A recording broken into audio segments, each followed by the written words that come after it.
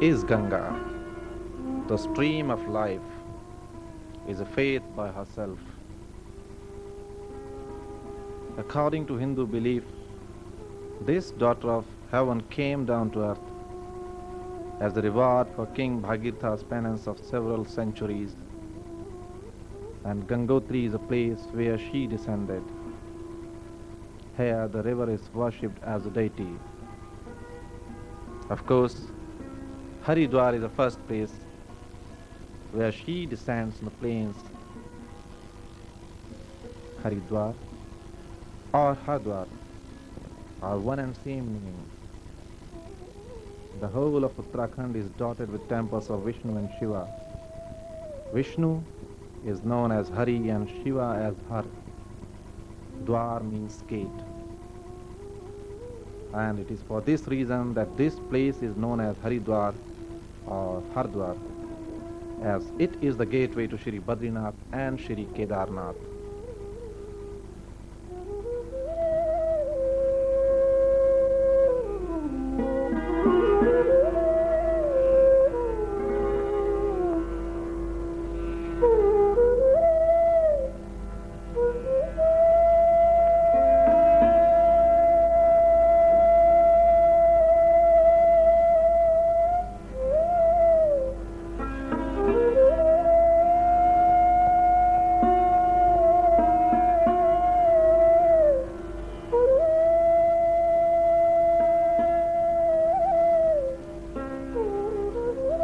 उत्तर प्रदेश में गढ़वाल हिमालय का क्षेत्र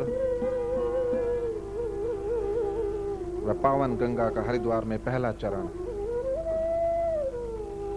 हरिद्वार वह जगह है जहां गंगा पहाड़ों से निकलकर इस धरती पर अपना पहला कदम रखती है।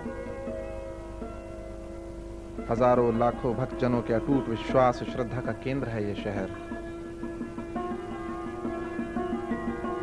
और हजारों वर्षों से ही भारतीय जनमानस की चेतना का केंद्र भी रहा है।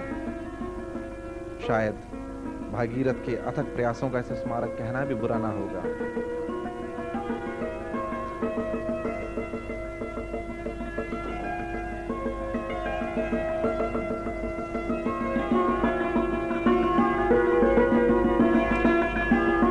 यही वो स्थान है जहां से यात्री चार धाम की यात्रा प्रारंभ करते हैं।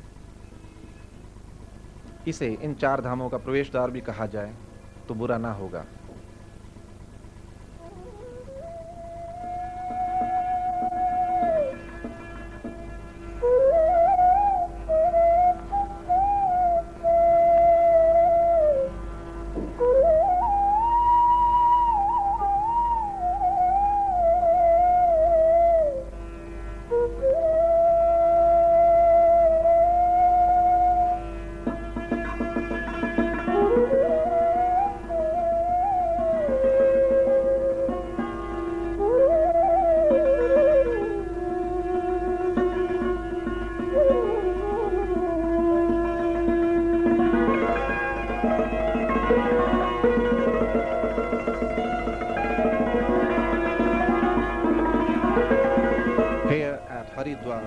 The mighty Ganga hurried down from hills to the luxuriant ridges and finally to the Gangetic plains.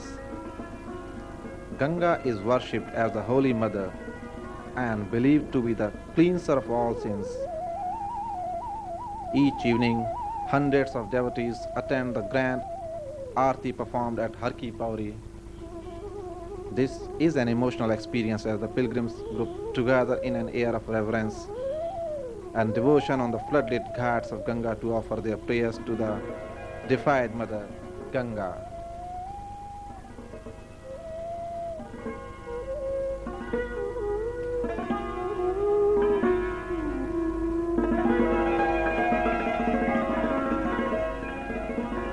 हर की पौड़ी के ऊपर ही स्थित मनसा देवी का मंदिर। यहाँ तक पहुँचने के लिए रोपवे या पैदल जाने का भी रास्ता है। यहीं ऊपर से आपको हरिद्वार, गंगा और गंगा नहर का विहंगम दृश्य भी देखने को मिलता है।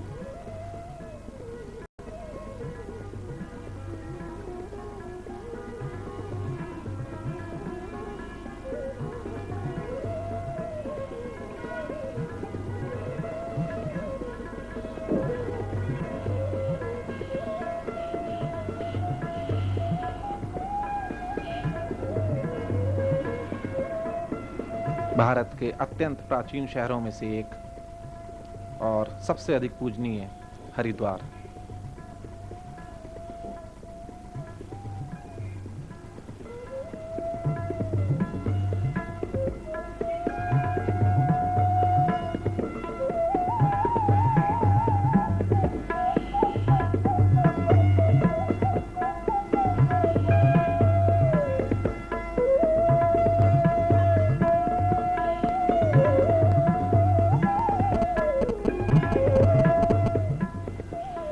कहा जाता है कि भगवान विष्णु ने देवताओं व यक्ष को इसी स्थान पर दर्शन दिए थे। एक चट्टान पर भगवान विष्णु के पदचिन्ह अभी भी यहाँ देखे जा सकते हैं। यहीं हरिद्वार में ही माया देवी, चंडी देवी और मनसा देवी के मंदिर भी हैं। सुंदर पहाड़ी पर स्थित मनसा देवी का मंदिर हजारों भक्तों की कामनाओं का केंद्र है।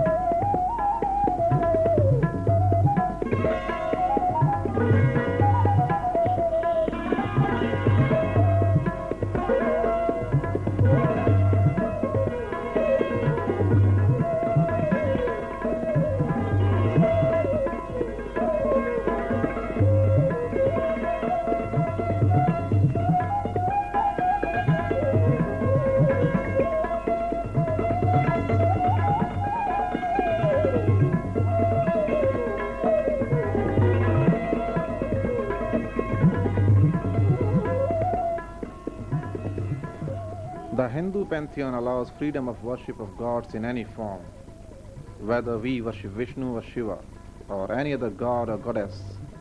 We worship the same supreme being and we belong to same faith. Uttarakhand abounds in shrines and gods and goddesses, and Haridwar from time immemorial has been the gateway to these shrines. It is said that the Haridwar was the place of meditation for many ancient sages. Sage Kapil meditated here, and for that reason this place was for several years known as Kapilistan.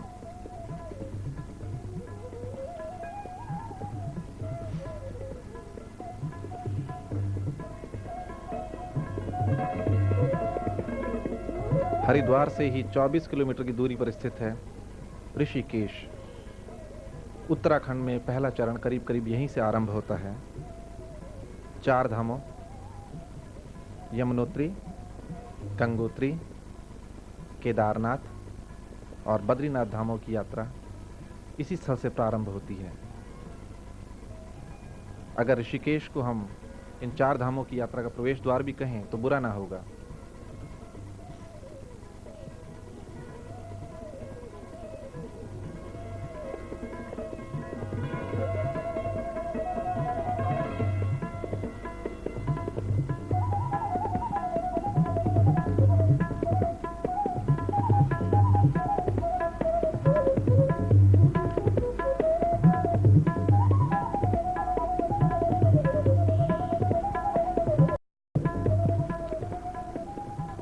Rishikesh से यमुनोत्री तक का रास्ता ऊंची ऊंची चोटियों, कल कल करती हुई नदियां व हरे भरे पहाड़ों से आच्छादित है।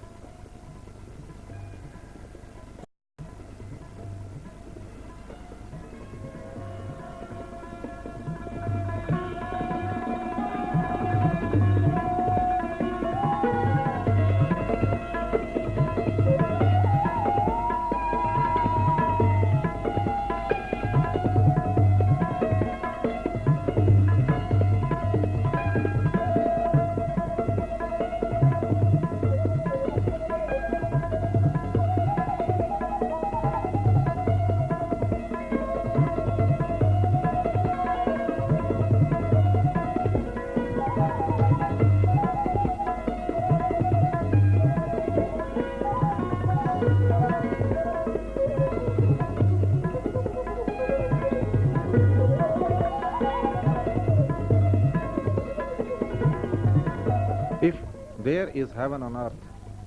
This is in Uttarakhand, that stretch of Himalayan land which is known as the abode of gods. Nature has been lavishly generous in making this land most beautiful. It is for this reason that from time immemorial, Uttarakhand has been the household word for mental peace and spiritual attainment. As a land of quest and achievement, it had the distinction of being the land where most important of Indian epics, the Mahabharata, was written, and where Vedas and Shastras were composed. Forever, Uttarakhand was in the soul and heart of India, yet for ages it remained blissfully inaccessible to scores of its admirers and seekers.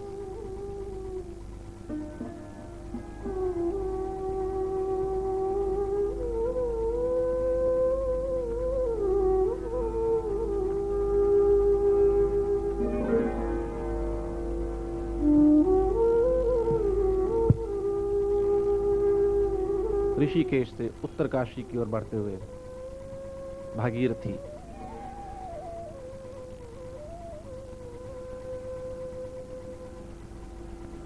जिसका उद्गम स्रोत गंगोत्री है, पावन गंगा की वो धारा जिसे भागीरथ अपने प्रयासों के उपरांत धरती पर लाए थे। कहते हैं उन्होंने शिव की उपासना की थी और शिव उनकी उपासना से अत्यंत प्रसन्न हुए और गंगा को 7 धाराओं में उन्होंने प्रवाहित किया। उन्हीं में से एक धारा है भागीरथी।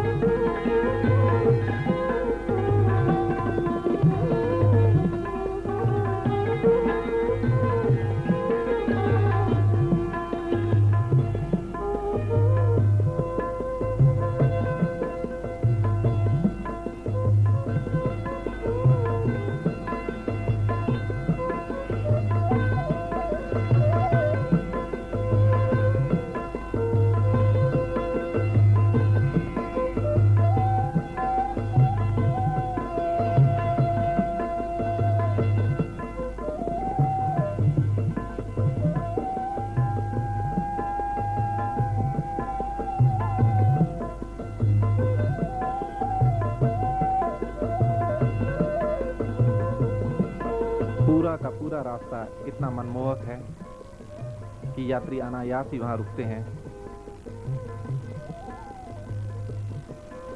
प्रकृति के उस रूप को निहारने के लिए जिसे देखने का अवसर बार बार हर किसी को नहीं प्राप्त होता है।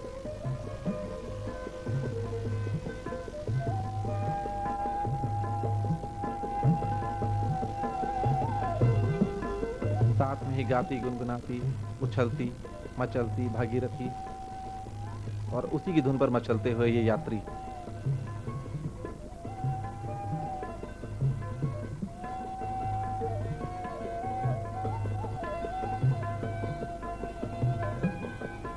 इस कठिन यात्रा की मुस्कान उनके चेहरे पर देखी जा सकती है। थकान का कोई चिन्ह नहीं, सिर्फ स्फूर्ति ही स्फूर्ति।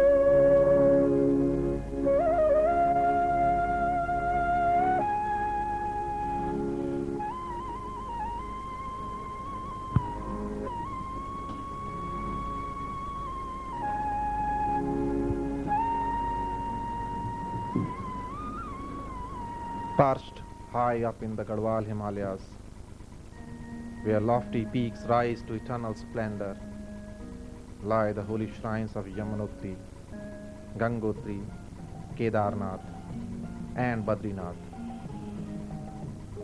For centuries, saints and pilgrims have walked these mystical valleys, known in ancient Hindu scriptures as Kedarkhand,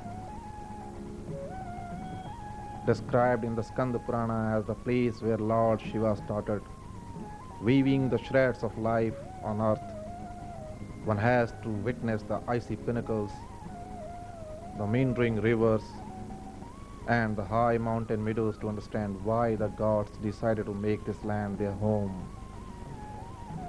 It is here in a deep recess of mountains that the glaciers melt to form the sacred Ganga and Yamuna rivers.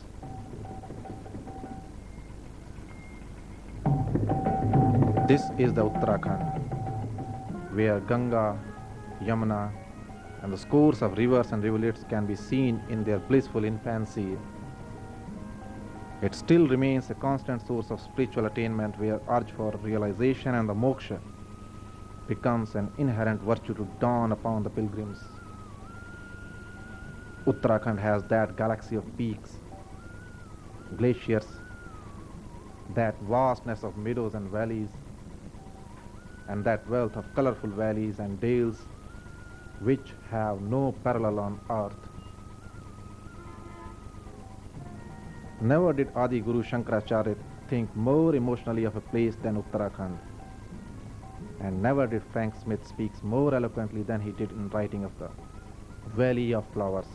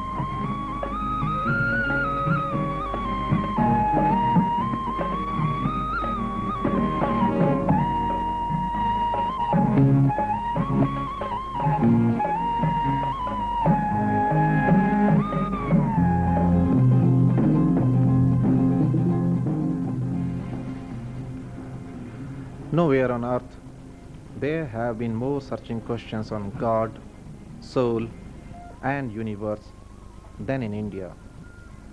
Thinkers, philosophers, and sages have through ages dealt with their subjects in their own ways.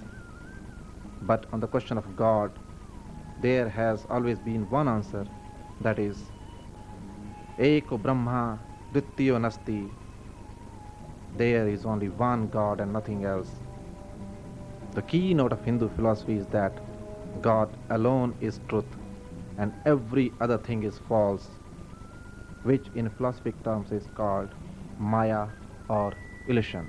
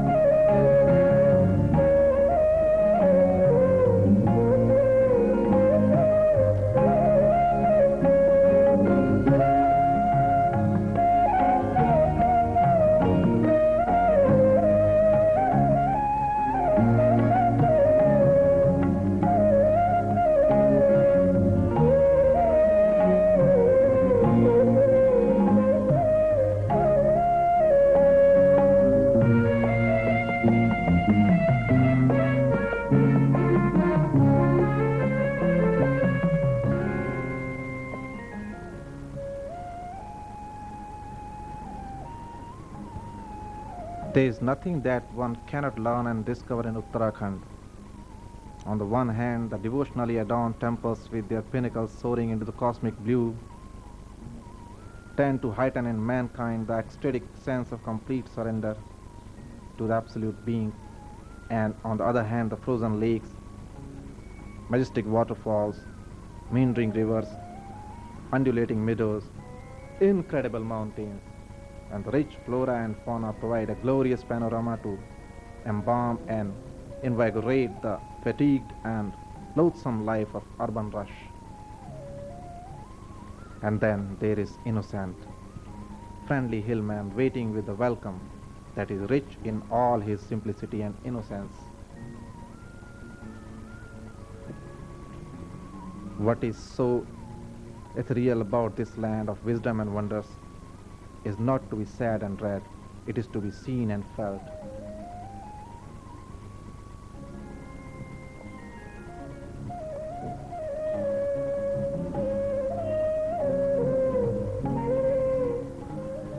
रास्ते कितने भी कठिन क्यों ना हो, कितने ही landslides क्यों ना हो, कितनी ही प्राकृतिक विपदाएं क्यों ना हो, लेकिन मानव के साहस और स्फूर्ति शायद यही कुछ चीजें हैं जिसके द्वारा उस ईश्वर के पास पहुंचने की अर्ज और तीव्र हो जाती है। यहां देखिए, लैंडस्लाइड है, रास्ते में कई रुकावटें हैं, लेकिन फिर भी कोशिश जारी है।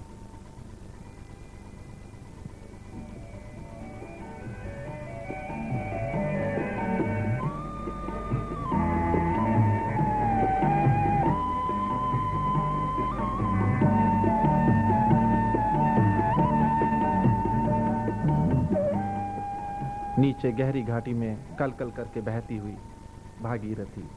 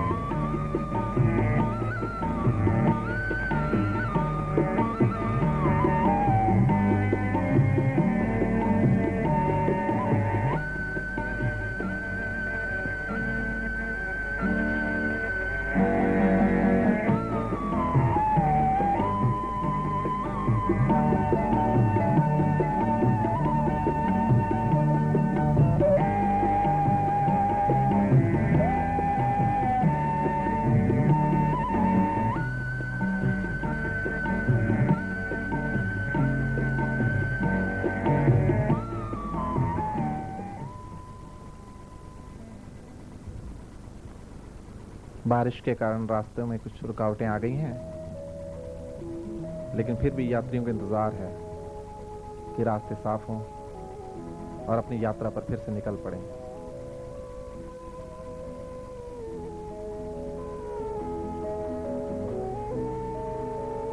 ऊंची ऊंची चोटियों का स्वप्निल सौंदर्य और नीचे बहती हुई भागीरथी सब निराशाओं को आशाओं में बदल देती है।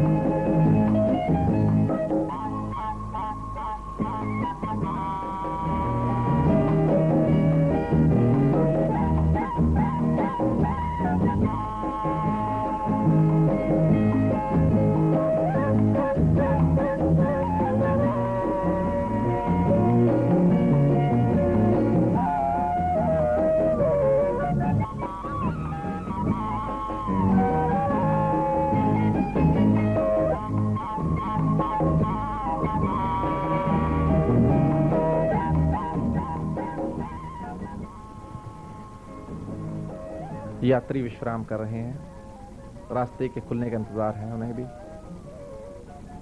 और इसी बीच उन्हें कुछ क्षण मिले हैं आपस में बैठकर हंसी मजाक के।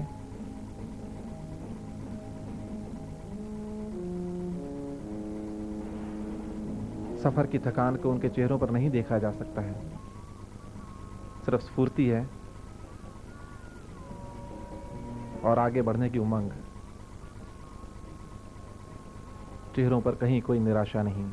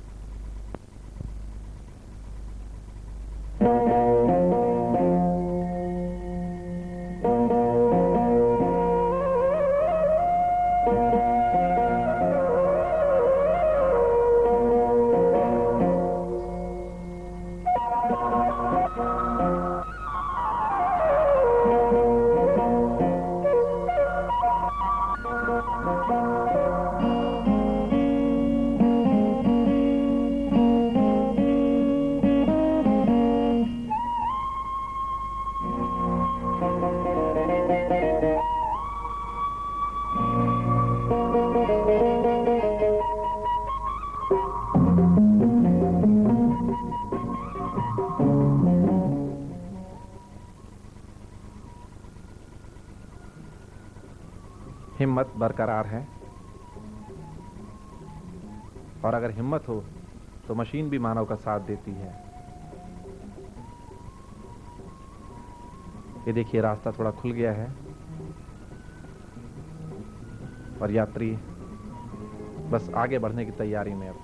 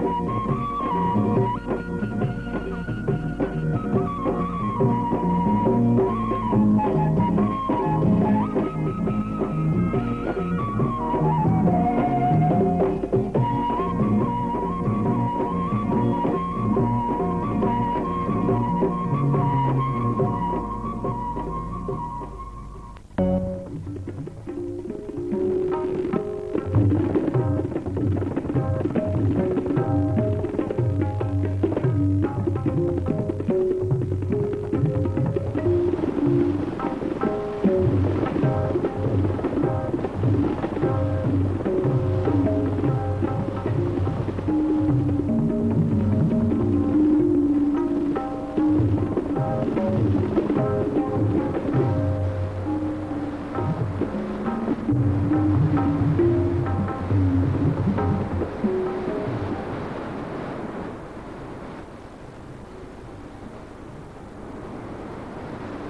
छायादार वनों में विचरण, ठंडी पहाड़ी हवा के ताजा स्पर्श सहज ही सफर का थकान नहीं होने देते हैं।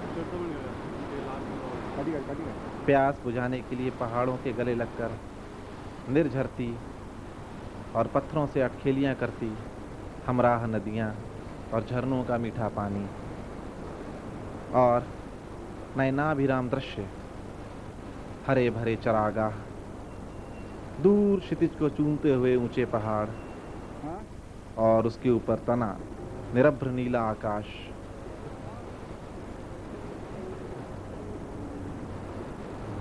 कोई न कोई आकर्षण हर मोड़ पर चढ़ाई की थकान विस्मृत कर डालता है।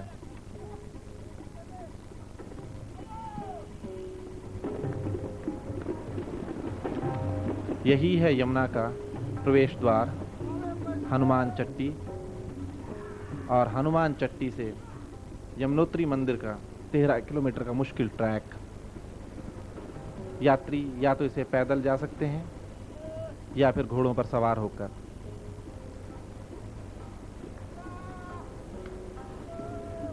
आगे देखो, आगे रास्ता आगे।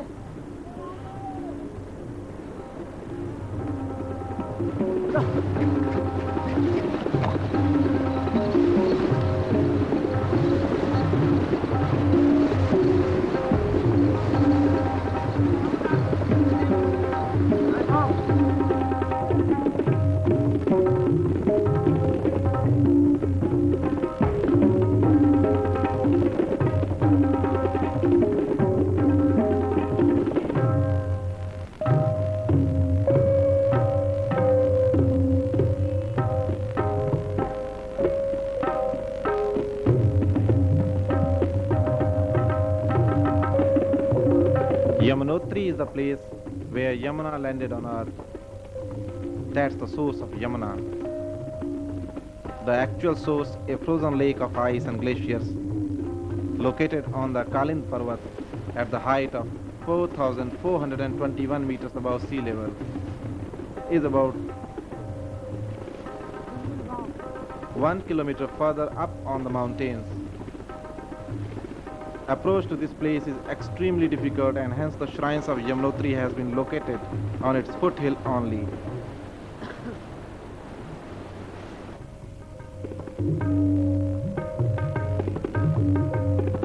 The Yamuna of Yamunotri is different, entirely different in her infancy, just out from the divine cradle, tossing, giggling with the mountain pebbles. The tiny Yamuna has icy cold and crystal clear water, scurrying down with ethereal purity.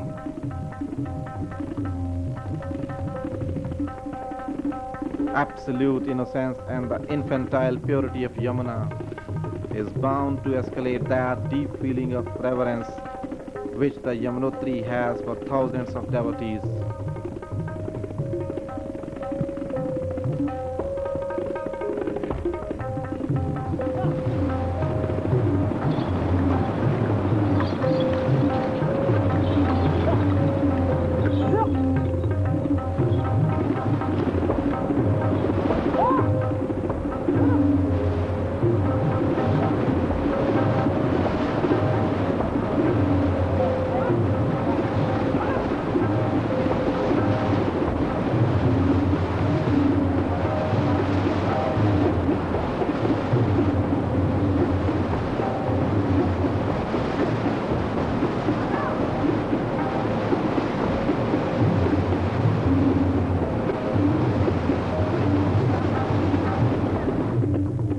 Ganga and Yamuna have been extremely benevolent to mankind and have to great extent been responsible for nurturing and developing the Indian civilization. Hence both the rivers being deified and given the place of Divine Mother.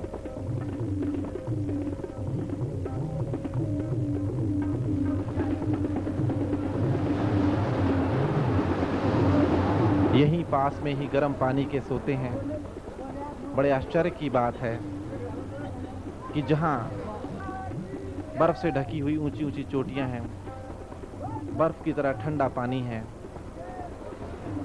तापमान एकदम 0 degree या उससे थोड़ा ही ऊपर, लेकिन इसके बावजूद गर्म पानी का सोता वहाँ पर एक अजीब सी फीलिंग प्रदान करता है।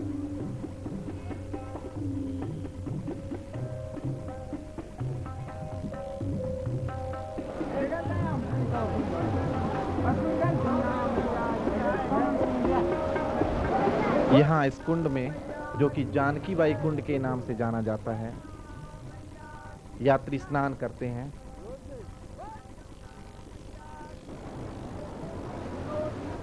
यमुना मैया की जय जय के नारे लगाते हैं। कहते हैं कि इस कुंड में स्नान करना अत्यंत पावन है।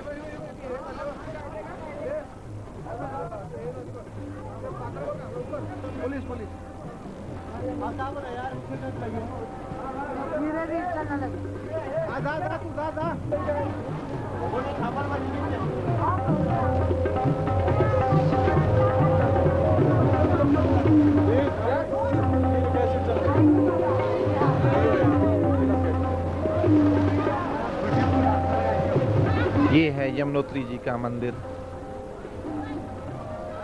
और ये पास में बना हुआ सूर्य कुंड। ये भी एक गर्म पानी का सोता है। किसी कपड़े में चावल या आलू बांधकर अगर इस पानी में रखे जाएं तो कुछ ही मिनटों में पूरी तरह पक जाते हैं। उबाले हुए चावलों को श्रद्धालु प्रसाद की तरह अपने साथ में ले जाते हैं।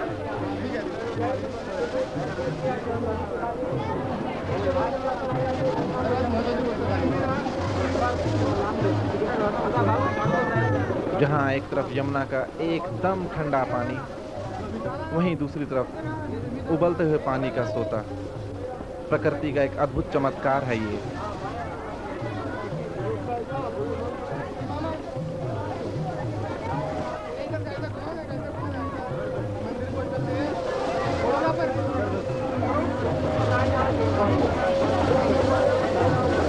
Near Suryakund, there is a slab of stone known as Divyashila, or the slab of divine light.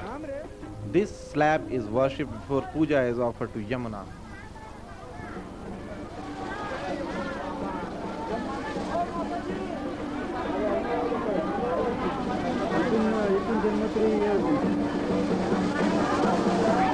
The pandas of Yamunotri come from the village of Kharsali, which is on the other bank of Yamuna near Janki Bai Chatti. The entire administration of Yamunotri is in their hands. In addition to performing their usual religious rituals, they are the pujaris of temple. The temple opens each year on the auspicious day of Akshaya Tritiya. It generally falls during the last week of April or the first week of May.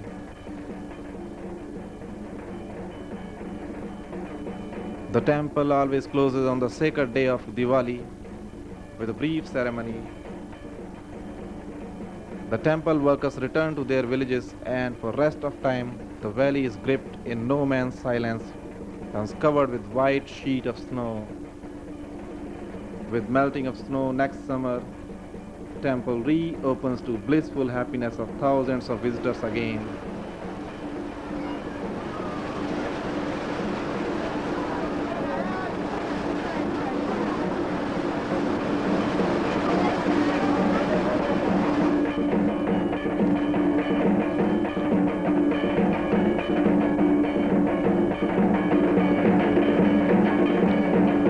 The way to Hanuman Chatti and then to Yamunotri is a difficult trek of 13 kilometers.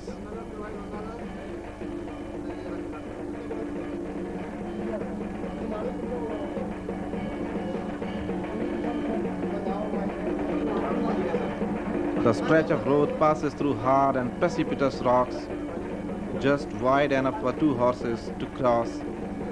Nevertheless, it is most fascinating and a richly rewarding journey. It is a journey into a paradise of lush valleys, a profusion of conifers and rhododendrons.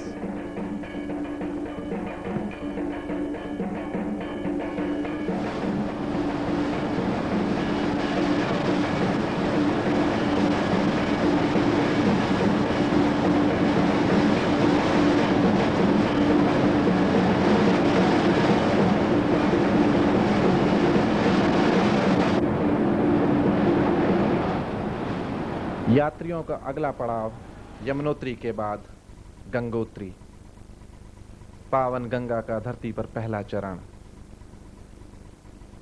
यहां आने के लिए पक्का सड़क मार्ग है तथा यमुनोत्री से दूरी 212 किलोमीटर की है।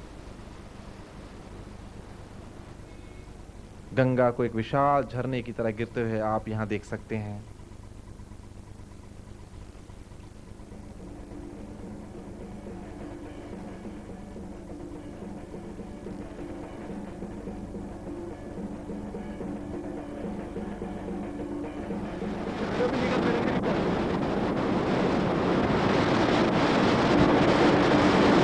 In the midst of giant deodars and conifers nestles the tiny settlement of Gangotri at a height of 3,140 meters.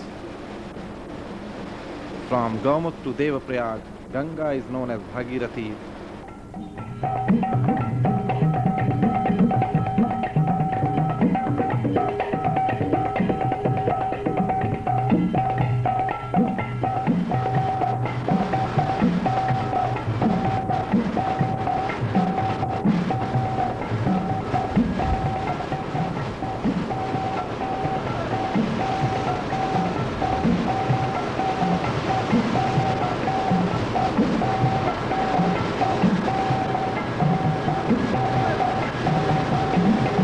On the right bank of the river is the holy temple of Ganga, whilst on the left bank there are few ashrams and dharmshalas.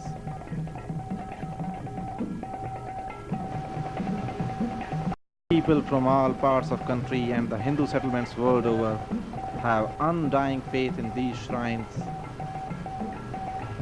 The temple of Ganga was originally constructed by Gorkha General Amar Singh Thapa of Nepal, who also appointed the Pandas of Mukhwa as the pujaris and donated the entire forest land between Mukhwa and Gangotri to the temple on Gumt.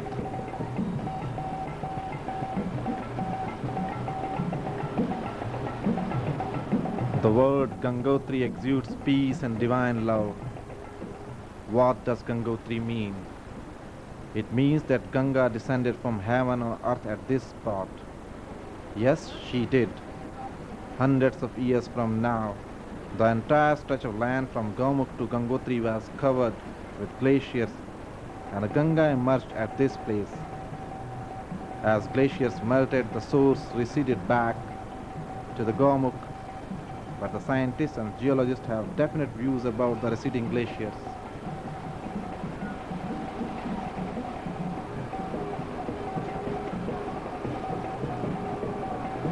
So when the shrine was established, Ganga was emerging out of glacier on this spot, and now she does so some 18 kilometers northeast at Gaumukh.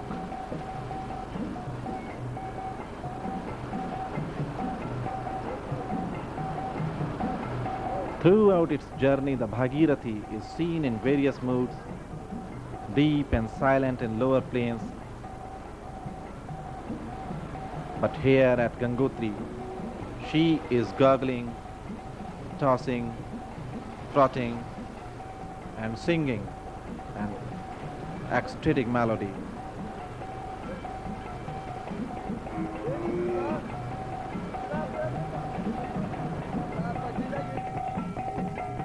The Bhagirathi is different from Yamuna, the Alaknanda, and the Saraswati just because she is Ganga.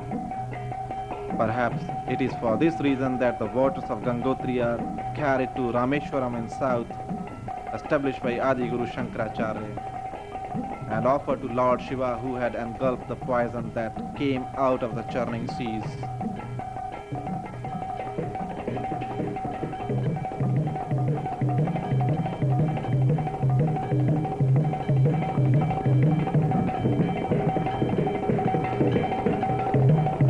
Gangotri तक का रास्ता भी घुमावदार व ऊंची नीची घाटियों से होकर गुजरता है।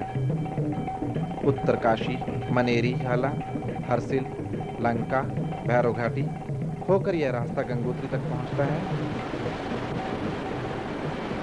उत्तरकाशी से गंगोत्री तक यह सड़क मार्ग पावन भागीरथी के साथ साथ चलता है तथा उसके अनेक रूपों का दर्शन कराता है। गंगोत्री 3140 मीटर की ऊंचाई पर स्थित है। उत्तरकाशी को हम गंगोत्री का प्रवेश द्वार भी कह सकते हैं। यह डिस्ट्रिक्ट सेंटर भी है। वह भागीरथी के तट पर बसा है। यहाँ कई आश्रम व मंदिर हैं, कई धर्मशालाएं भी हैं। उत्तरकाशी में विशेष रूप से भगवान विश्वनाथ का मंदिर दर्शनीय है। इसी मंदिर में 26 फीट ऊंचाई का एक त्रिशूल भी बना है, जो कि अष्टधातु का है।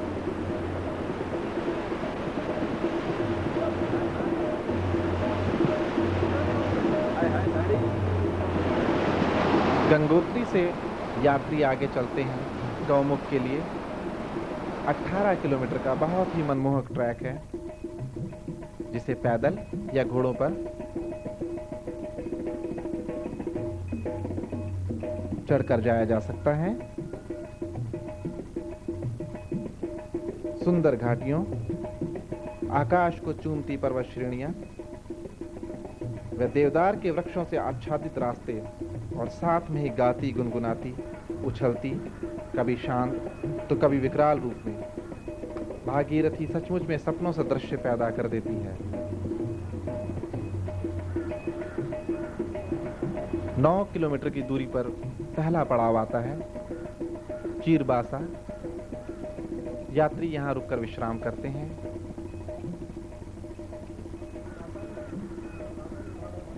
छोटी छोटी यहाँ पर चट्टियाँ बनी हुई हैं, जहाँ जलपान का प्रबंध है।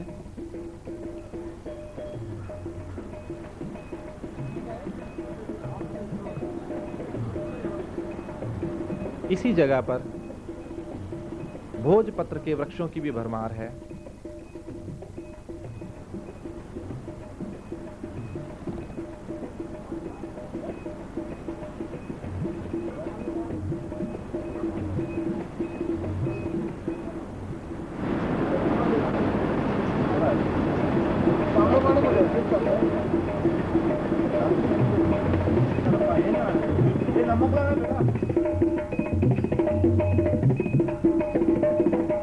और चीरबासा से गौमुख से 4 किलोमीटर की दूरी पर भोजवासा होते हुए यात्री पहुंचते हैं गौमुख।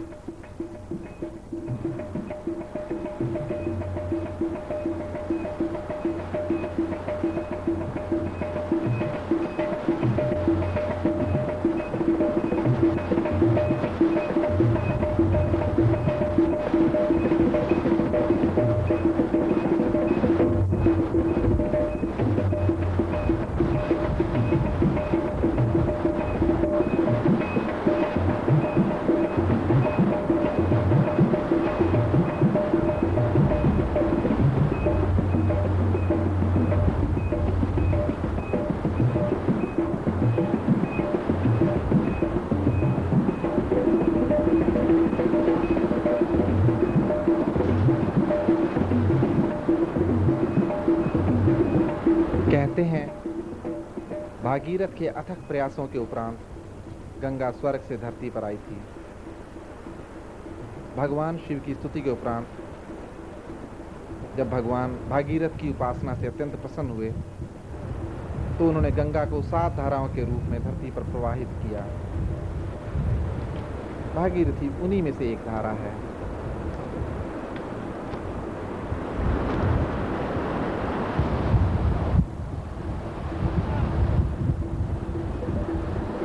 गौमुख से थोड़ा ही पहले एक ताल के दर्शन होते हैं। एकदम नीला हरा स्वच्छ पानी, बड़े बड़े पत्थरों से घिरा हुआ।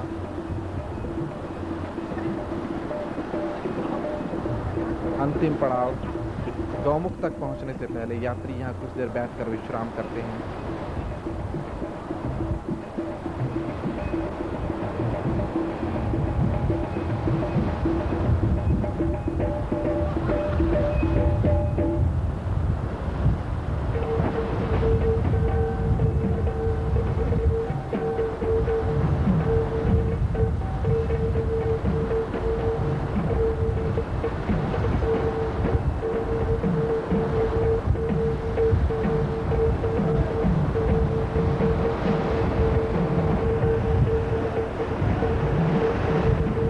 12 किलोमीटर के ट्रैक के उपरांत दर्शन होते हैं उस दिव्य स्थल के, जिसे अब गंगा का उद्गम स्थल माना जाता है, यानी कि Gaumukh.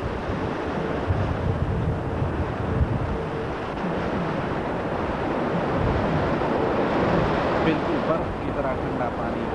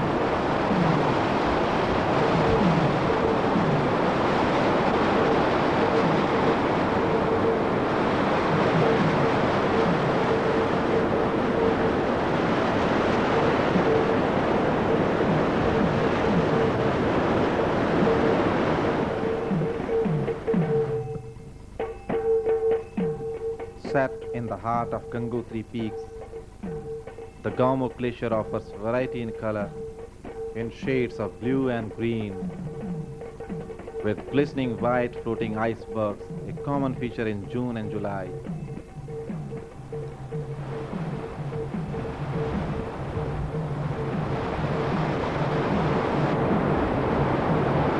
The Gangotri glacier, which lies at the height of 4,255 meters above sea level,